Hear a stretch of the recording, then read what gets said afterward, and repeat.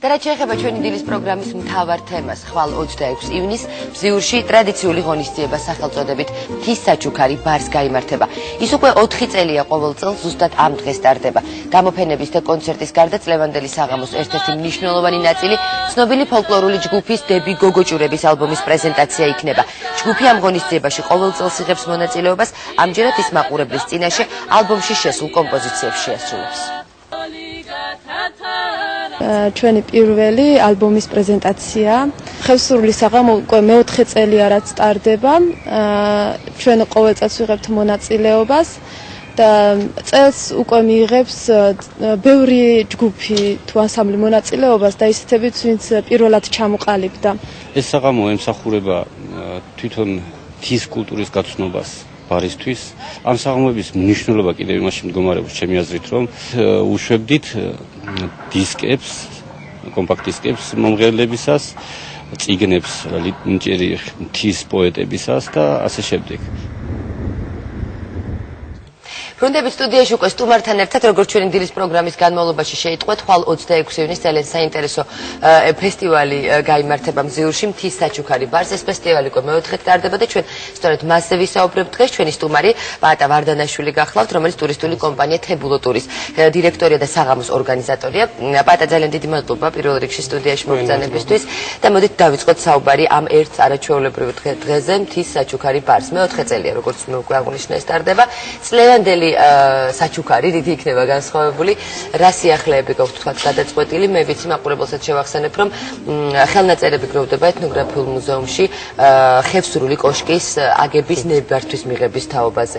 აი, იქნებ ვისაუბროთ იმ დეტალებზე, რომელთაც გამორჩეული იქნება.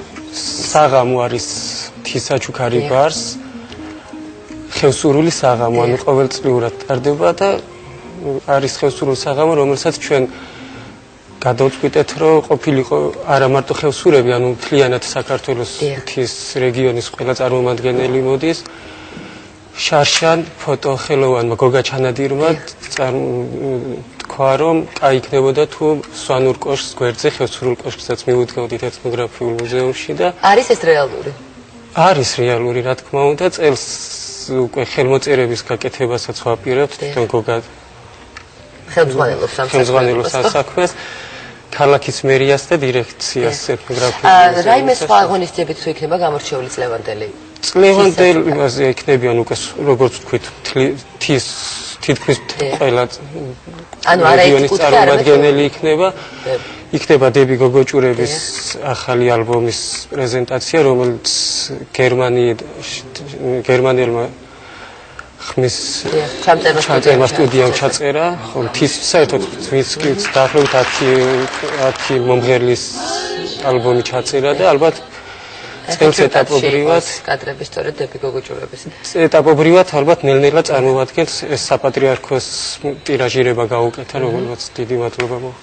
პაატა, უფრო კონკრეტულად რომ უთხრათ, ხათ მაყურებელს, ვისაც სურს დასწრება ამ მთის საჩუქარზე, რა სიხილავს ბზიურში მოსული ხალხი, გარდა იმისა, რომ დები გოგოჭურების მუსიკალური ალბომის პრეზენტაციაც იქნება. აქ იქნება მთის ნაწარმის ხელნაკეთობების იქნება გამოფენილი, იქნება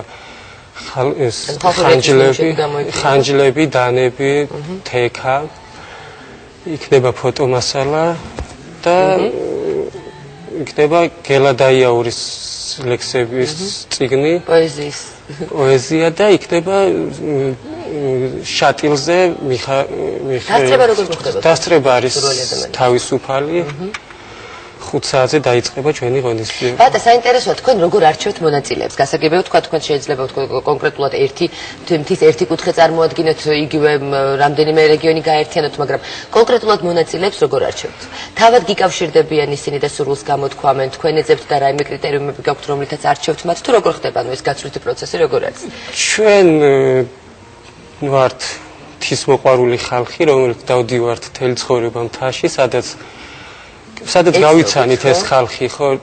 პირველი ესა გაკეთდა ინტერნეტ ფორუმ კარავიჯისთან ერთად, რომლებიც ინიციატორები იყვნენ თვითონ ამ საღამოსი დავდივართ ვიცი თუ ვინ მღერის, ვინ არის კაი პოეტი, ვინ ცეკვავს, რომელსაც მე მოვიწვევთ ხოლმე. ანუ თქვენი მთავარი მიზანი მრავალფეროვანი იყოს ალბათ ეს ყველაფერი და წარმოქმნილი იყოს თითქმის ყველა თითქმის ყველაფერი, რაც კი შეიძლება რომ მონაწილეებთან თუ გაქვთ აი თქვათ შემდგომში ურთიერთობას თუ ინარჩუნებთ, აი აღმოჩენილა თუ არა ამ ფესტივალზე, ვინმე ისეთი საინტერესო გამორჩეული შემსრულებელი, რომელსაც შემდგომში იგივე დები გოგოჭურები, იგივე მაგალითად ანსამბლი ფიცვერცხლი, რომელიც შემდეგ მილჩიერში ღებულობდა მონაწილეობას.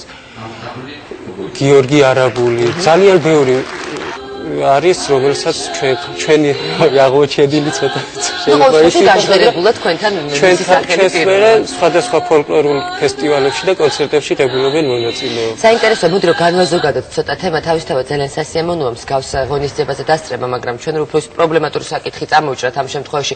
დაგიფიქსირებიათ თუ არა, რამდენად მუშაობს პრინციპში მთავარი დევიზი თქვენი, თუ ადამიანი ვერ მიდის მთაში, მთა თავად მოდის მასთან. მთის პოპულარიზაცია, მთის როგორც ეს ცნება, იგივე ტურისტული ასპექტით რო განვიხილოთ, რამდენად ხდება მსგავსი ღონისძიებების შემდეგ? კი, ეს იმატებს ძალიან ბევრმა იგივე ხევსურეთი ჩვენი ღონისძიებებისგან გაიგო არა, მაგრამ ჩვენი ღონისძიებების მერე ავიდა მთაში. ჩვენ სპეციალურად ეს ივნისის 26, იმიტომ გავაკეთეთ, ეს პერიოდი არის, როდესაც აი გზა ახალი გახსნილი არის თუშეთსა და შესაძლებლობა იქნება მთაში წასვლის. ხო და უკვე შეუძლია თბილისელებს ბარის მოსახლეობას, რომ დაგეგმოს თავიანთი ზაფხულის განმავლობაში მოგზაურობა მთაში. ჩვენ ვაპირებთ, რომ თისაჩუქარი ბარს გავიტანოთ რეგიონებშიც და გავაკეთოთ თისაჩუქარი მაგალითად გორში, სამეგრელოში, აჭარაში. ანუ მოიცოთ საქართველოს სხვა რეგიონებში. და მოდი ჩვენი საუბრის ბოლოს პატაუთხრათ მაყურებელს, რომელ საათზე დაიწყება ღონისძიება 26-ში და აპირებთ თუ არა თქვა საომავლოთაც იგივე მომავალ წელს დარწმუნებული ვარ აპირებთ, მაგრამ მაინც გროგვითხრათ.